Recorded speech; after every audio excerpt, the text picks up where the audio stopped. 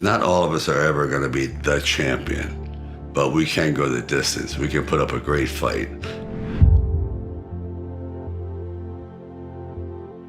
Nothing's braver than knowing you're going to lose. You're going to take a beating. You're done. But if you stood up to this class bully, you did something that no one else had the guts to do.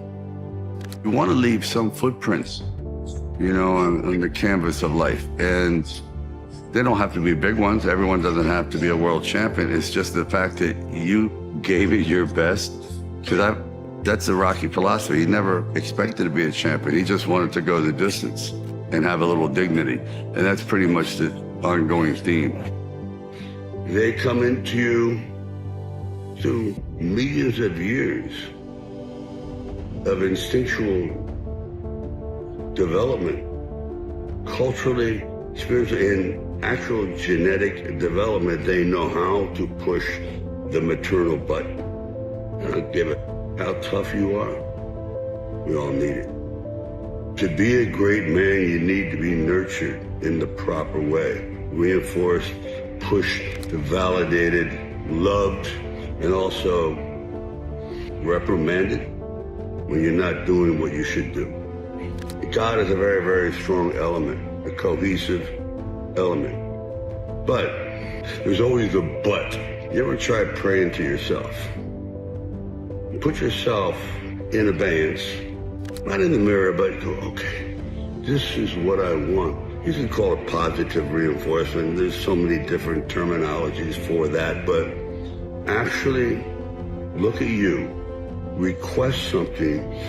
When you're in fear of something, I pray to you not to be afraid. I pray for you to be successful. I pray for you to have proper knowledge and sympathy for the planet in general. To you, not something other, which is great. But narrowing it down to you praying to you, I think is an interesting concept.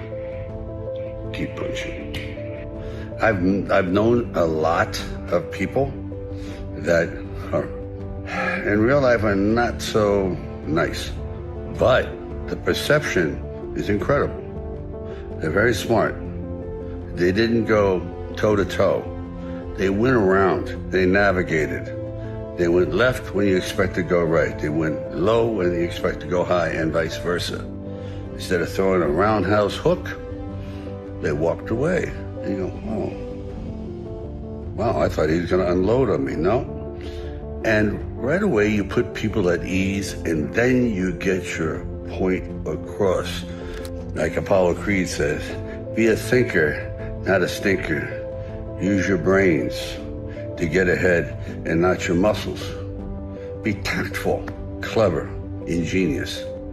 Even the guys that are billionaires, they started out as underdogs. No one gave it to them. Someone in the family, perhaps, had to earn it and pass it on. But that first one, the guy that went into the unknown, unprepared, but prepared mentally, but perhaps unprepared for what was going to come at him from so many different directions. And when I say that come at him, I mean those obstacles that wanted to defeat him, including his own fear, and they were overcome. So, as Rocky would say, it ain't over till it's over. I had a very tumultuous upbringing, very physical, and rough father, rough everything. And I was thin. I just was not genetically, what would you say, a mesomorph. I was an ectomorph. Yeah. And I went to see a film one day, and it altered my life completely. It was Steve Reeves in Hercules Unchained. And when he struck that pose, I had an epiphany. I went, that's who I want to be. That's a man. That's, oh my God. And I ran out of the theater after that and went to a junkyard and started lifting little brake drums or anything that I could lift. It was like 30 pounds, whatever. And I never stopped. And I did build on armor. It was like, I felt I could really take care of myself. I could inflict punishment rather than take punishment. And I never stopped. But I always felt that a lot of guys, it's a lot of action guys, have no heart. And you can see in their films, all they do is kick ass. They never get hurt, ever. Not a bloody nose. And that's not real. The audience can't relate to that. Everybody gets hurt. Either metaphorically, symbolically, or physically, they get hurt. And you root for that person who gets hurt. Get up! Because we all get knocked down. And that's just a credo I've followed my whole life.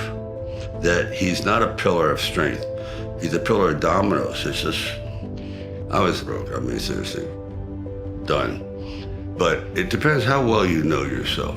I knew my personality that if I sold it, that was probably $1 million plus by today's dollars. A millionaire. And someone else did it, and it was successful. I would have never forgiven myself. I would have been a broken, embittered man for the rest of my life. So I realized we have in our entire futures about 3 or 4 serious crossroads. And that was my first one. That's a real serious crossroad where this is life altering. And it's not about money. I know I will be destroyed, and I will destroy everyone around me. I'll be such a miserable human being for selling out. This is what the whole movie was about. It's not selling out. I just know how I work. I know what my engine will do. And I would have been, I don't want to get too overly dramatic, but I would have been dead. I wouldn't have survived it. I mean it. I would have just been so miserable that my life would have just spiraled. I know it. Because I sold out. And I said, no. Because when you're broke, I actually mastered the art of poverty for a while. You figure it out. All right, we have spaghetti one day a week and this and that. I managed. And I still had this blatant optimism. But if I had sold out, oh my God. And I knew it. And they tried. I mean, believe me, they tried. This is it. This is my only chance. Because I was always getting cast as a thug. That was it. I was always beating up Woody Allen, So when I wrote this, I wrote as a thug. He's a thug. But he can't even do that well. He can't break the guy's thumbs. He can't do anything. He's really a gentle guy. I don't like to argue. I don't like stress. I don't like conflict. But sometimes you have to face the conflict and the stress and the source of that and get it out of the way. Don't keep it inside.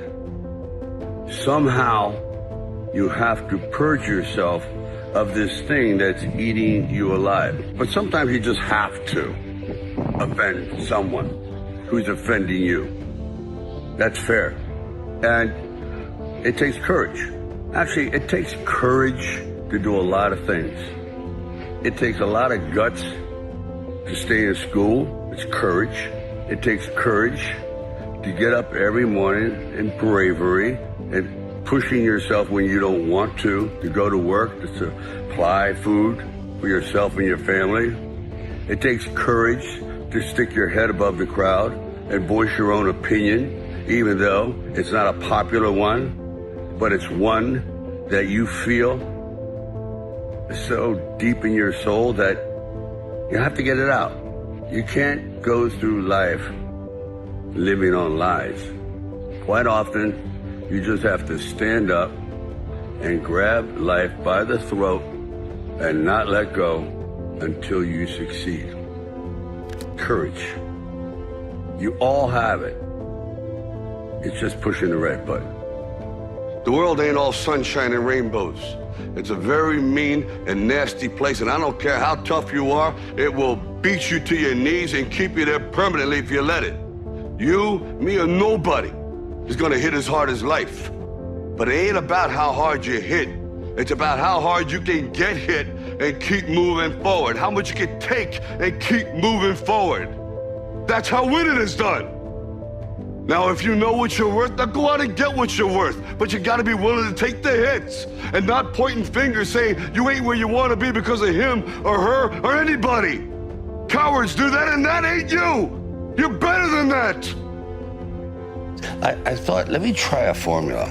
Imagine if this is what you do, you woke up, you're now a gangster. Yeah. You're in this world, but you decide you're your same personality. You're not gonna all of a sudden be the gangster guy with the dead eyes, or everyone's posing and being tough and that kind of thing. No, you're charming, you're outgoing, you're exactly the same you are until somebody crosses that line and disrespects you, and then you're back to yourself again. So I thought, why don't I just be me? You know what I mean? Try to be that. So, and which is the hardest thing to do in acting, is to actually be yourself. It sounds easy, but as soon as you're in front of a camera, you lock up. I don't care who it is. You still, to this day, there's always that butterfly thing. And it takes years of learning how to, as you know, to calm down in front of the camera, where you can sit there and scratch yourself. I don't always feel like, what do I do with my hands? That kind of thing. Well, that's what has happened in this show, that I'm basically playing me as the fella who's a gangster, but he's also charming and nice. He's not trying to be threatening. But if he's threatened by other bad guys, then you see him kick into gear.